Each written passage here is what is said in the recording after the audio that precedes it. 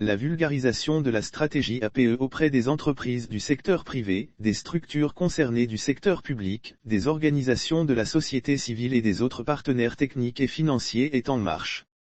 Un atelier portant sur la revue annuelle des projets du programme APE pour développement, PAPD, et ses projets dérivés s'est tenu à Abidjan et a été animé par Dr Golebi, directeur central en charge des politiques macroéconomiques et financières et des accords de partenariat économique au ministère délégué des Affaires étrangères. Cet atelier a fait la revue annuelle des projets et programmes financés par l'Union européenne et ses États ainsi que d'autres PTF en lien avec l'APE et en particulier les projets du programme APE pour le développement, PAPD.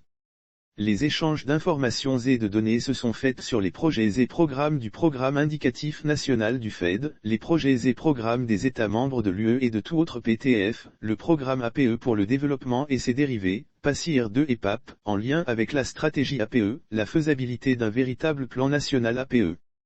Au terme de cette rencontre, Dr Golebi, directeur central en charge des politiques macroéconomiques et financières et des accords de partenariat économique au ministère délégué des Affaires étrangères a rappelé que le PAPD est un instrument financier et technique qui accompagne la mise en œuvre de l'accord de partenariat économique, APE, que la Côte d'Ivoire a avec la partie de l'Union européenne qui a été signé depuis 2008 et qui est rentré en vigueur depuis le 1er janvier 2019.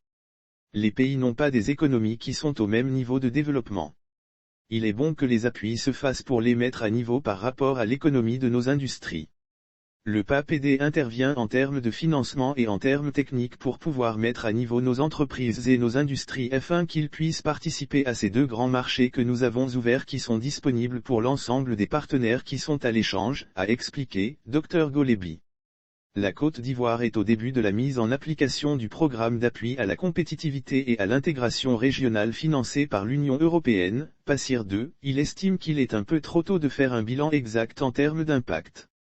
Selon lui, en termes d'effets, plusieurs rencontres sont faites auprès des entreprises pour échanger et voir à peu près comment elles fonctionnent et là où on peut les soigner, en termes d'appui, en termes d'accès au financement. Il y a des activités qui sont en cours, qui ont commencé et qui vont se poursuivre pour que nos entreprises à la fin des 5 années on puisse apprécier les éléments très probants et très positifs. Nous sommes à un début. Ce serait très tôt d'affirmer par des indicateurs très précis, a-t-il mentionné. Le directeur a indiqué qu'un grand nombre d'entreprises sont concernées, si l'on s'en tient à ce que l'ADECI a présenté et Côte d'Ivoire PME. Nous sommes à 130 entreprises qui ont été listées par l'ADECI. Du côté de Côte d'Ivoire PME, il y a près de 2000 entreprises et une centaine qui ont répondu favorable. Nous pensons que déjà c'est un bon signal, on pourrait approfondir et avancer sur ce terrain, les entreprises sont intéressées à ce programme, a conclu Dr Golebi.